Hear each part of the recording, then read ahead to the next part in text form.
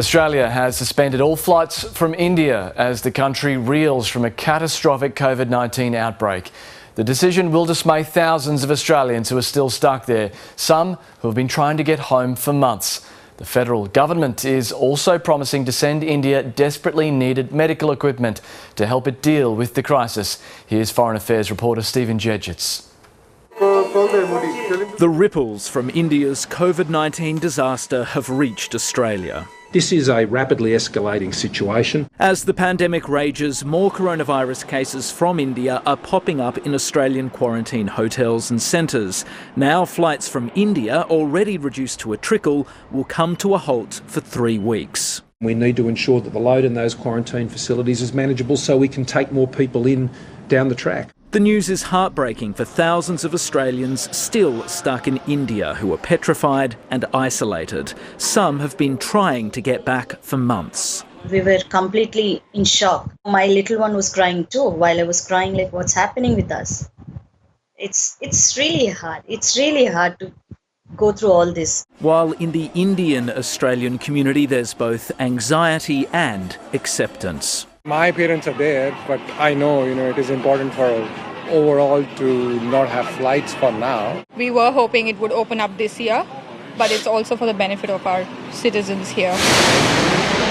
The federal government is promising it will ramp up charter flights back to Australia after testing is tightened. We don't think the answer is to forsake those Australians in India and just shut them off.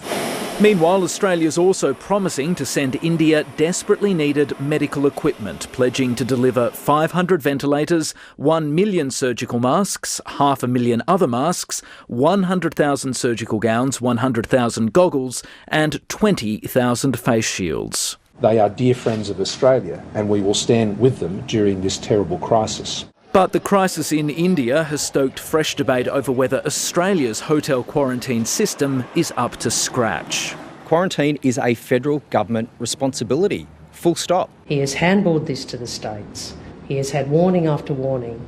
And because of this, he is putting Australians at risk. A system that is achieving 99.99% effectiveness is a very strong system and is serving Australia very well. The COVID disaster in India and its impact here in Australia is yet another powerful reminder that this pandemic truly is a global crisis.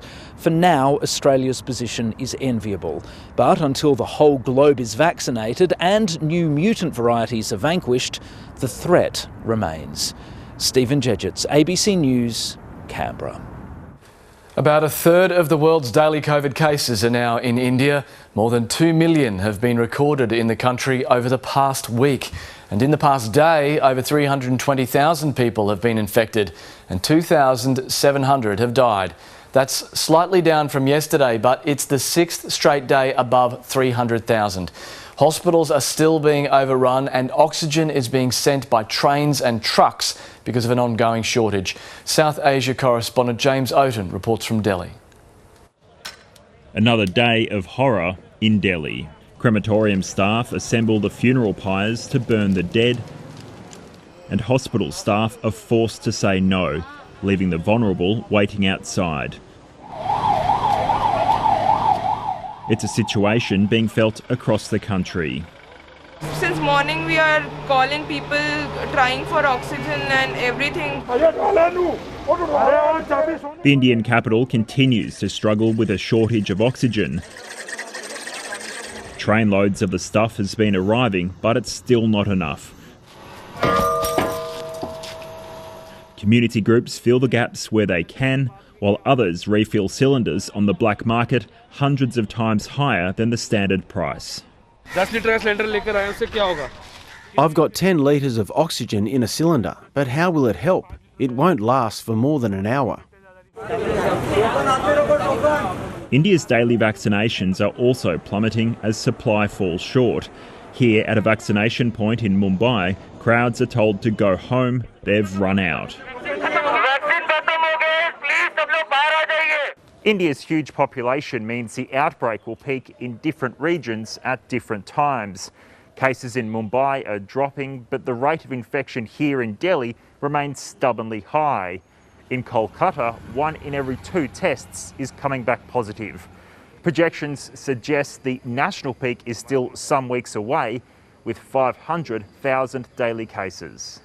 I'm at loss of words here because we did not prepare our health systems for handling 500,000 cases. Makeshift hospitals are being assembled, but it'll be a long time before the healthcare system has a chance to breathe. The big question is when Indian authorities might be able to get this outbreak under control. But as James Oaten explains from Delhi, no one knows when that will be.